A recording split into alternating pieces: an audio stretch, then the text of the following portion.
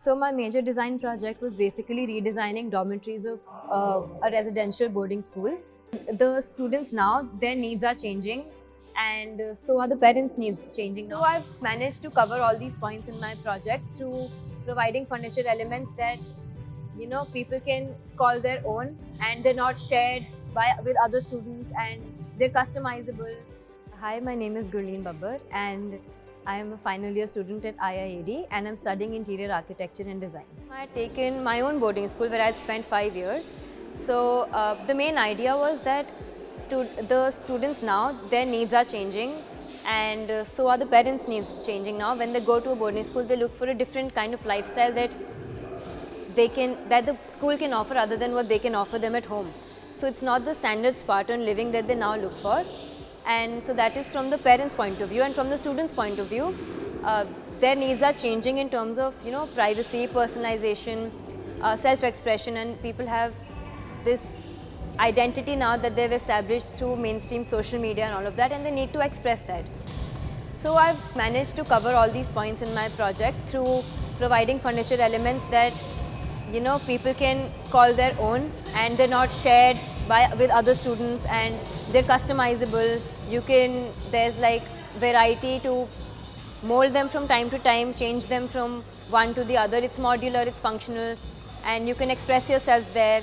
Since it's a project where this furniture needs to last for about maybe 10-15 years, all the furniture that has been designed has been thoughtfully designed, considering that it can be easily replaced, it can be easily repaired. There's no complicated hardware involved in it or no complicated mechanics. It's pretty simple, and it's made keeping in mind the needs and activities of the users. Each dorm in the site has been assigned a particular color so that they can relate to it. They can signify it. They can say, okay, this is the yellow dorm, this is the blue dorm, this is the yellow dorm, and they can again mark their own territory there.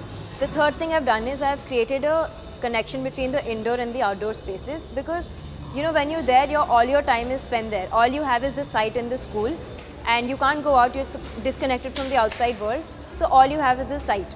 So, and the site is a very pretty site. The school that I have, it's very pretty.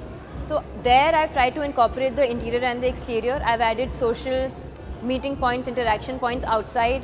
So people can not only be on their phones in their rooms the entire time, they can also go out and socialize with each other.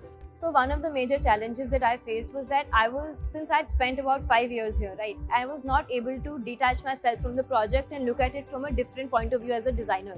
So I was looking at it like I had lived there, and because I was so attached to it, I didn't want to change a thing. So after some time, I realized that okay, I need to step out of it. I need to look at it from a designer's point of view. I had constant discussions with my mentors, which really helped me to see the potential of the space. So overall, I had increased the usability, the usefulness of the entire space. It was maximized. So the challenge was that, and then eventually it took a long time, but we covered it up. My design journey at IIED, it's been very interesting. It's been a long process. COVID was a weird time, but I think that just gave me more time to reflect on myself as a designer, while not just doing college projects and doing side things here and there.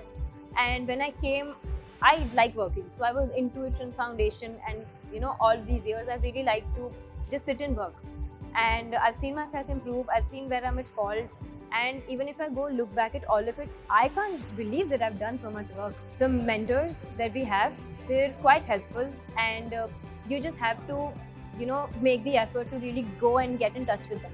You need to sit there, you need to take the feedback, and it's that everything is self-driven, right?